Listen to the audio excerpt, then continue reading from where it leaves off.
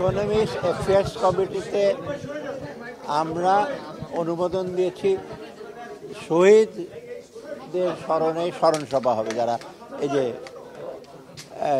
বৈষম্য বিরোধী আন্দোলনে যারা শহীদ হয়েছে তাদের স্মরণ সভা হবে। মোটামুটি টাইটেলটা হলো স্মরণ সভা 14 তারিখে, এবং এটার ভিতরে কিছু আনুষঙ্গিক খরচ আছে, খরচ বেশি না, সেটা অনুমোদন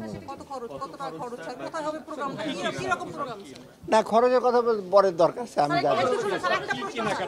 হ্যাঁ, আমরা বলছি মানে একেবারে ম্যাক্সিমাম 5 কোটি টাকার মতো খরচ। এটা খুব সম্ভব, তাই না? বঙ্গবন্ধু না কি বলে, চায়না মৈত্রী সমিতি আর কি এটা ডিল করছে।